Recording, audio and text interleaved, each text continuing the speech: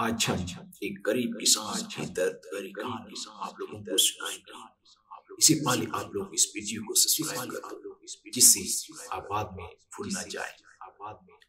जून का महीना था, चिलचिलाती धूप में रामलाल अपने मन में बड़बड़ाता हुआ जा रहा था। धूप इतनी तेज थी कि जमीन भी आग से कांप रही थी। रामलाल के पैर में चप्पल भी नहीं थी। वो नंगे पाए लंबे पांवों से आगे बढ़ता जा रहा था।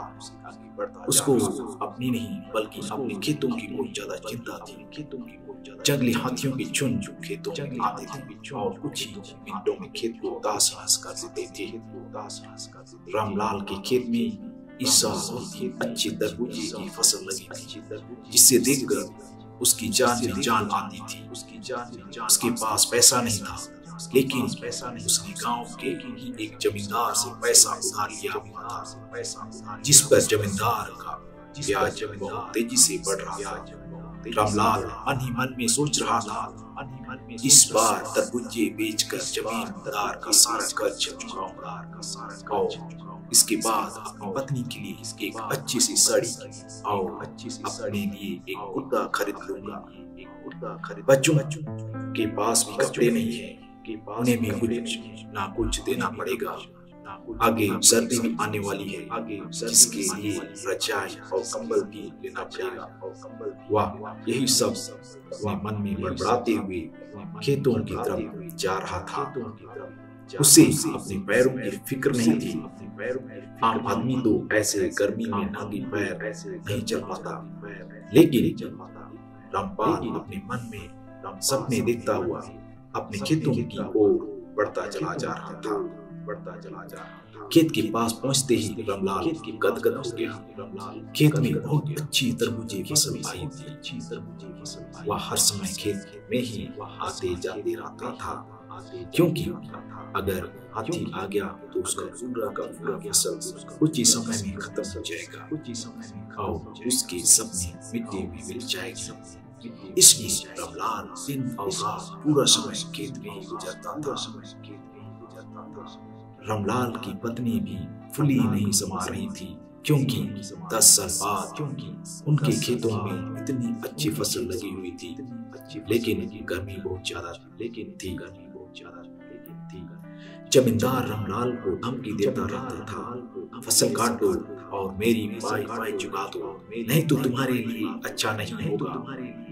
रामलाल ने हाथ जोड़कर कहा, इस साल खेत में फसल अच्छी लगी है साहब, मैं आपका एक पैसा चुका दूंगा।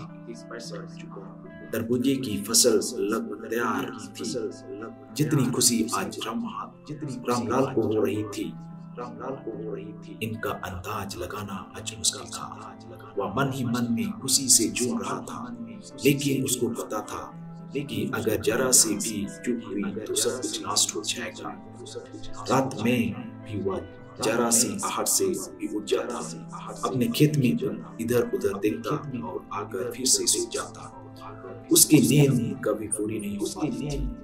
उसके सपने भी खेतों की याद आती थी।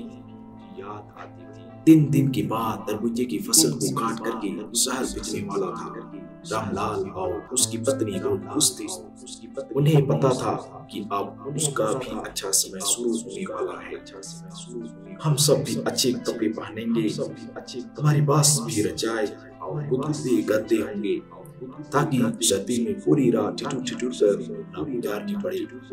रामलाल और उसकी पत्नी ने हजारों सपने अपने मन में संजो के बैठे थे, क्योंकि फसल इतनी जो अच्छी थी। रामलाल की फसल देखकर बरसियों से वही जलन हो रही थी। रामलाल ने पूरे खून पसीना लगाकर फसल तैयार की थी। 4 बीघे की फसल गांव में किसी ने पहले बार की थी, और इतनी अच्छी फसल शायद आसपास के गांव में कई साल बाद की थी। खेत में तरबूजे चमक रहे थे।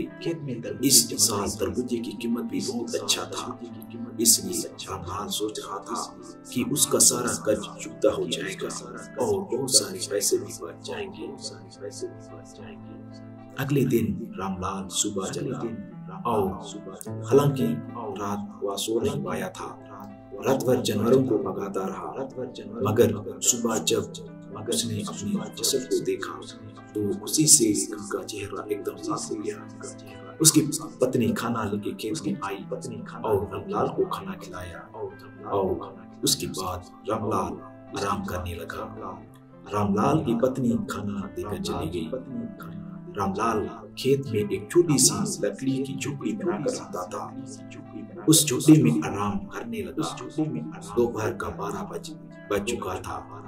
रामलाल भी उठकर इधर उधर देख रहा था, क्योंकि दोपहर में जंगली हाथियों का खतरा ज्यादा बना रहता था। चारों तरफ धूप के कारण सनसन की आवाज आ रही थी। चारों ओर सन्नाटा छाया हुआ था। रामलाल के खेत से गांव की दूरी लगभग 1 किलोमीटर थी। रामलाल ने इधर उधर देखा, कोई जानवर दूर तक नहीं था। यह सोचकर वह आराम करने लगा। इतने में ही उससे कब नींद आ गई उसे पता नहीं चला। जब रामलाल नींद में सो रहा था, हाथियों का बड़ा झुंड आया और उसके खेत में टूट पड़ा। रामलाल इतना थका हुआ था कि वह बहुत ही गहरी नींद में सो गया। उसे कुछ पता नहीं चला और हाथियों ने उनके खेत को कुछ ही मिनटों में पूरी तरह से तहस नहस कर दिया।